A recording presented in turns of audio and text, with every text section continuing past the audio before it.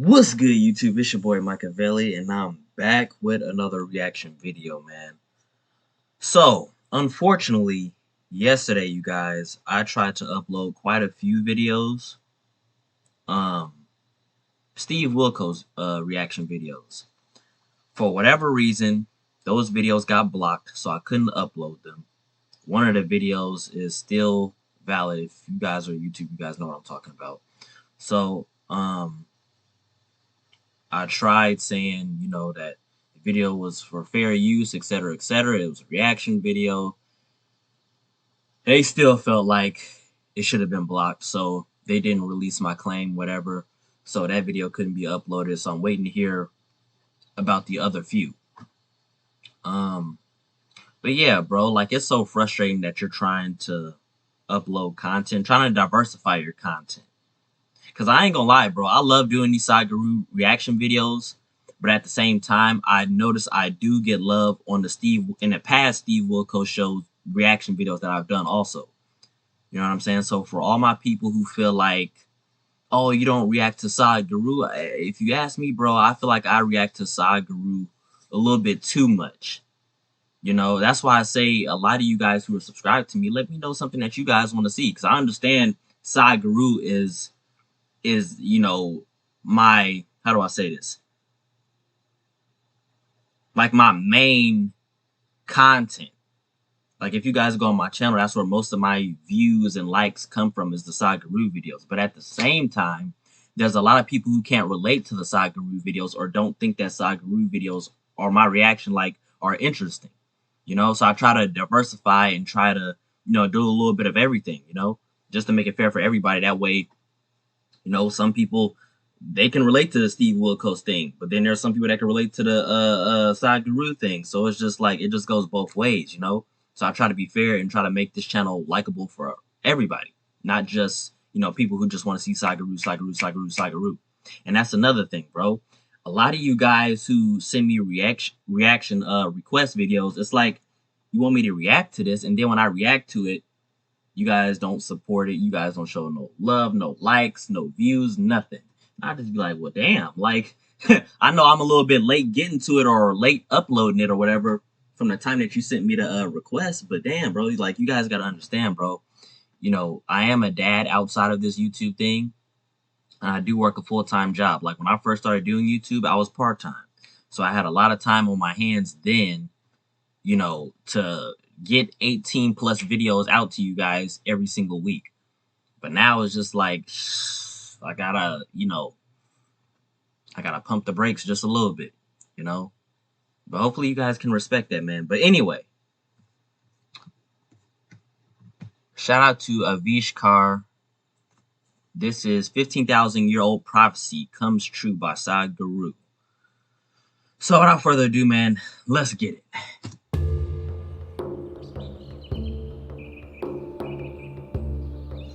Many thousand years ago, there was a yogi whose name was Sunira. We believe Sunira was just the next generation after Saptarishis. He lived and worked in the mountains which are presently in Nepal. And she took on an impossible project.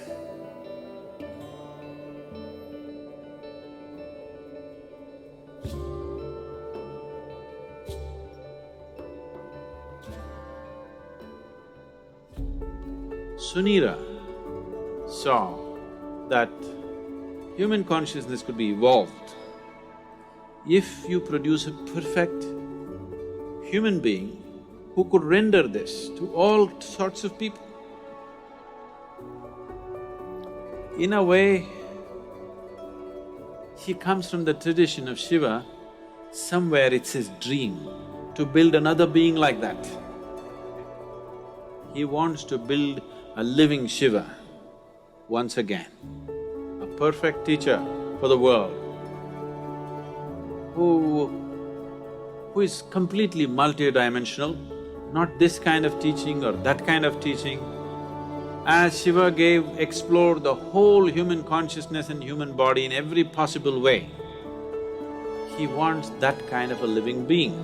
So he started building the energy body for that kind, and then he believed that he could build a physical body on top of that and let him loose in the world.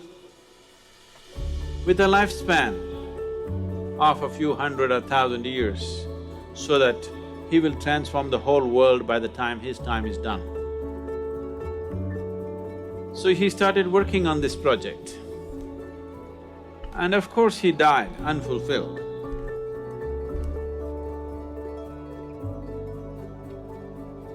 So here and there, down these 40,000 years, many ambitious yogis picked up the same project that Sunira had left and tried to reconstruct this energy body of a perfect teacher who can transform human consciousness.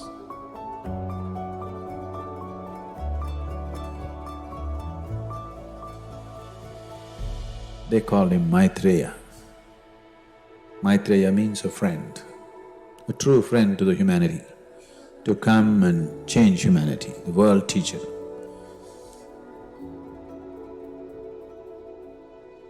Generation after generation, many yogis tried to continue to work on the same half-made project of Sunira. It's always been in the yogic lore, but in the last century, it came to the surface. It came to social knowledge because the Theosophists worked on it.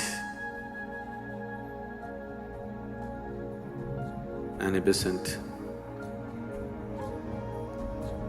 Leadbeater and Madam whatever her name, I can never pronounce, Blavatsky. All three of them took this project up.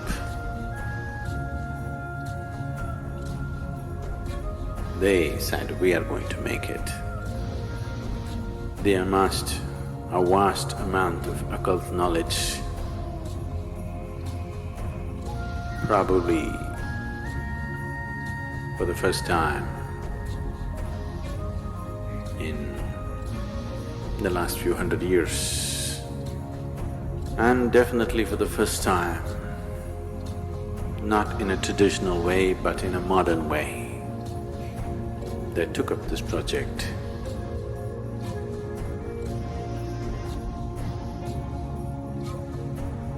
And they tried to locate this being.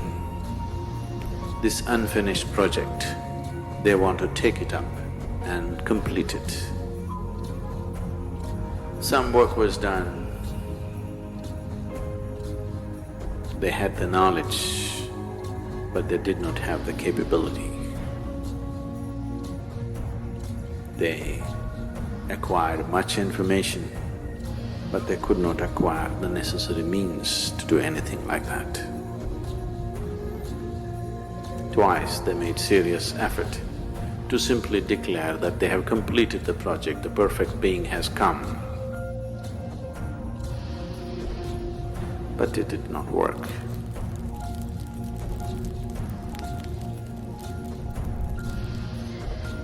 Another parallel line was also being drawn for the last couple of millenniums, where another set of yogis who were aware of this Sunira's glorious but quite impossible project, they started working upon a similar force to create a similar possibility,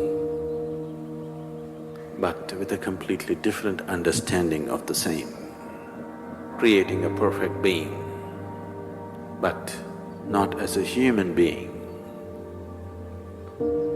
not in human form, because putting it into a human being as such a possibility, human system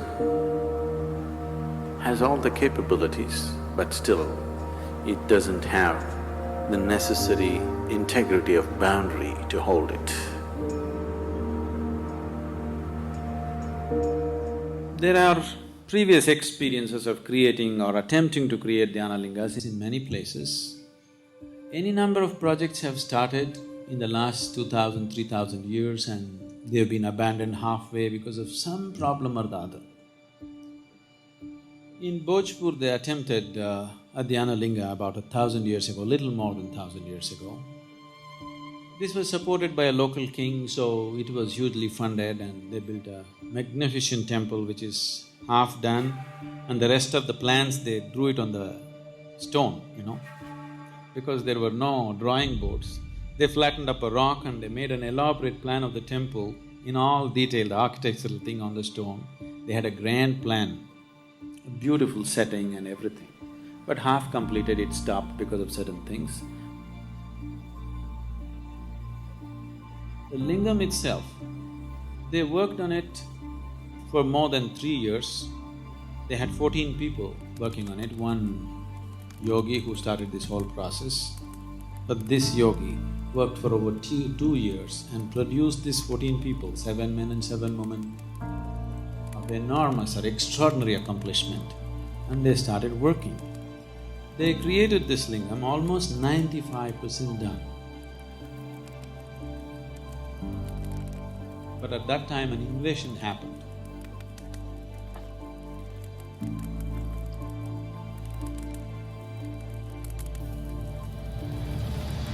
The invaders came.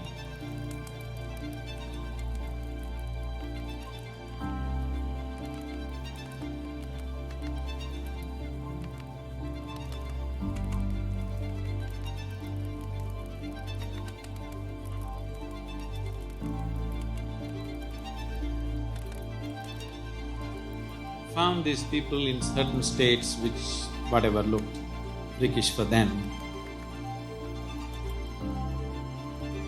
and they attacked.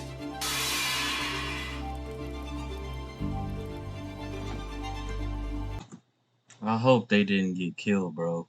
Because when you say attacked, that was like the first thing that came to my mind, bro. Because I was just gonna say, like, okay, well, 95% finished, and then it didn't get completed, or it didn't last long. Like, well, damn, what happened? And then they got invaded and attacked. When they attacked, his left foot was chopped off. Because of this damage in the body, he could not continue. So he decided that they will merge themselves into the lingam and complete the work. So they asked another yogi, trained another yogi to lock the energies. This yogi left their bodies and merged into the lingam. But the other yogi who was supposed to do this was so overwhelmed by this situation that he could not lock it. Because they did not lock it in time, the lingam just cracked up. Even now you can see it's a straight crack in the lingam, about 3 to 4 inches is just opened up. Now they patched it up with lime. The archaeological department has patched it up with lime, but it just cracked.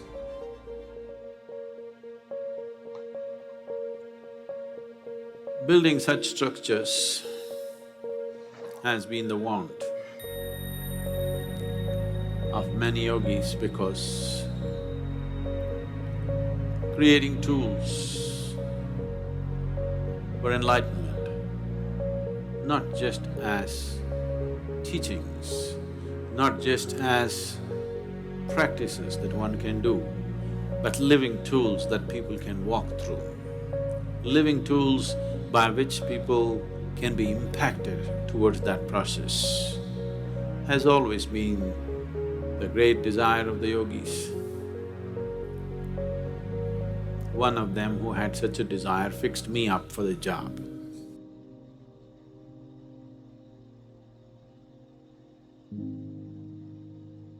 My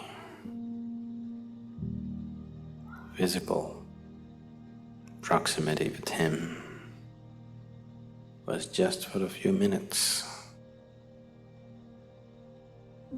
It is in these few moments that this fabulous crafty man enslaved me for his project.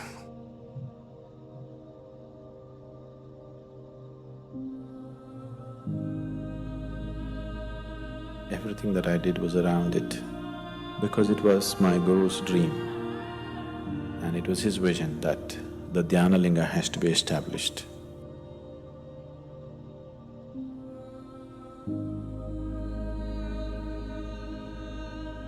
This is my Guru's will and grace.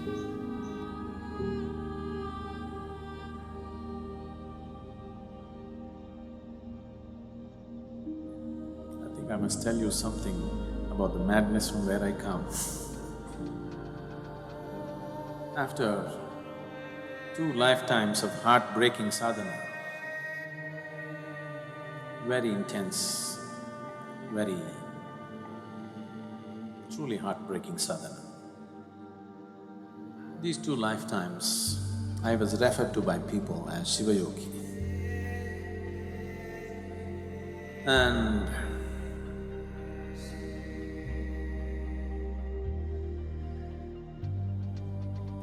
when it was needed, when my Guru appeared,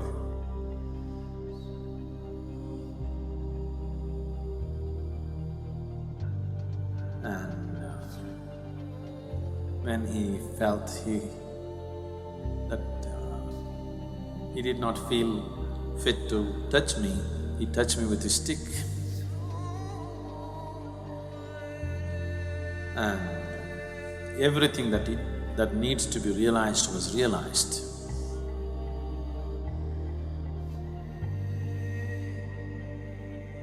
I was at the very peak of anything can be.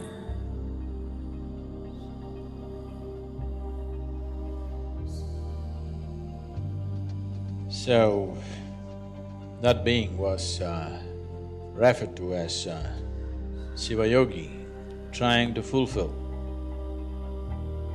the mission that was put into him. Didn't work, came back again.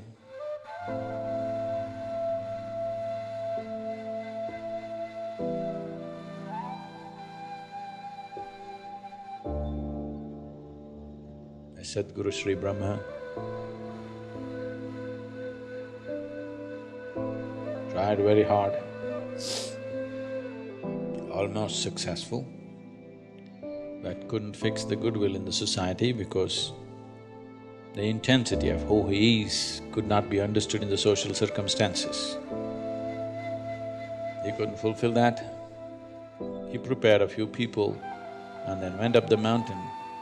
He was checking himself, why has he failed? He's got everything. Why is it didn't happen? He knew it's not that he lacks the competence, it's just that he did not garner the social support that was needed. So he went up the mountain for the last time.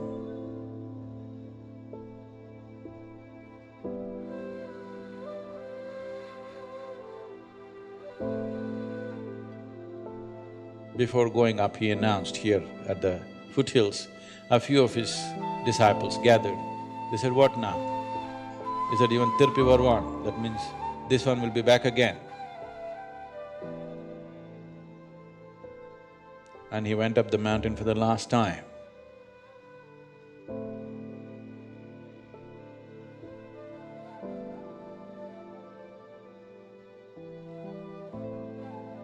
And he did a rare thing. He left his body through all his 7 chakras at the same time. He's just checking himself.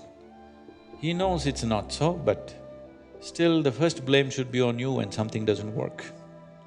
So he's checking in case I'm not good or I'm not good enough. So he left his body through all his 7 chakras. This phenomenal energy, this very distinct energy which is nowhere else, you can experience on the 7th hill.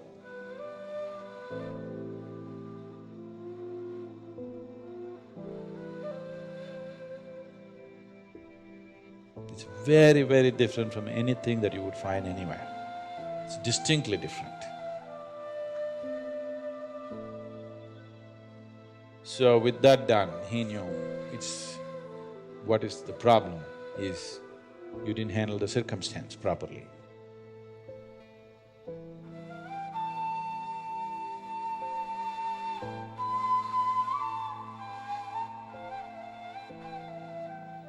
This round when we came, we planned everything to a point where we decided a few people that I need, where they are born, in which room, how. Everything was planned, it went accordingly.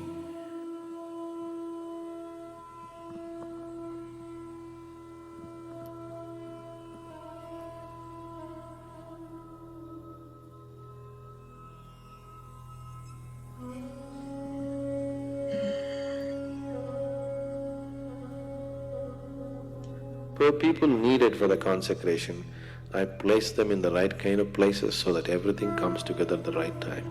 In spite of that, took it 18 years of preparation in this life to put it together, to put the people together, to remind them of their past, to get them there. Now, this is too fairy tale-ish for you, but this is something that's a living reality for us. So the consecration process itself took 3.5 years, a very intense process. People who witness these things, their lives are never the same again. Things that they had not imagined in their wildest dreams, they witnessed, they still can't believe that it actually happened in their presence.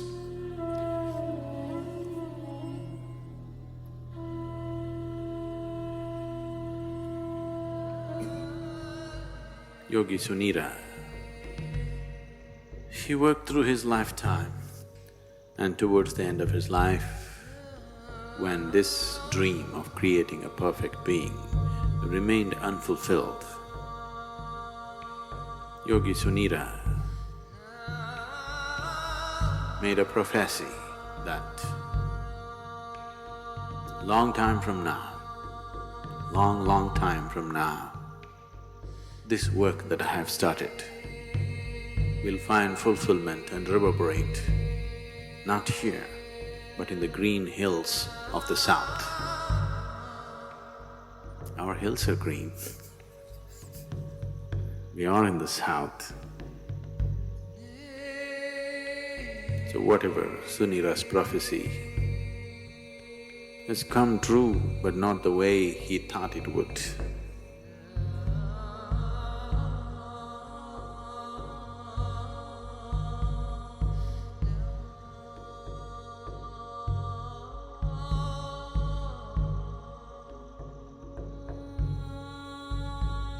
Dhyana Linga is like a living guru.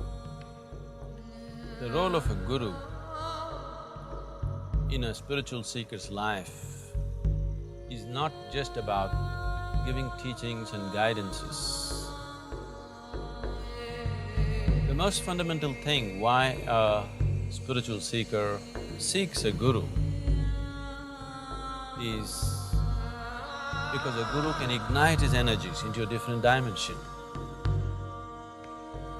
That aspect of Guru's role in a spiritual seeker's life is very well fulfilled by the Dhyana Linga.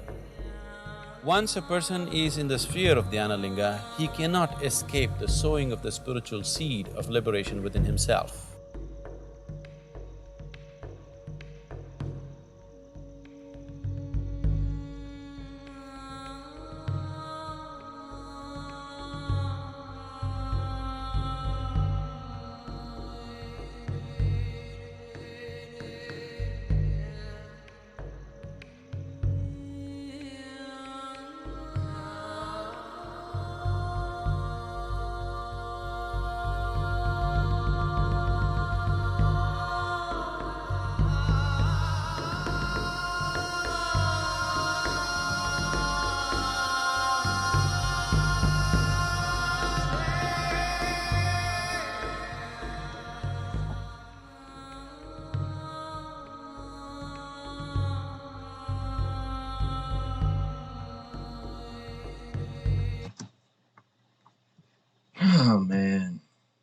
ain't gonna lie, bruh. I cannot believe. I could see if it was something bad that was supposed to, like, damn. But then at the same time, it's like you have to expect invaders to do that, bro. Like, invaders, that's what they do. They ruin anything good. Like, but that was a very interesting video, bro. Very interesting. Took me around to get around to it. Yeah, I like that, bro. Let me see. Let me see. Hold up.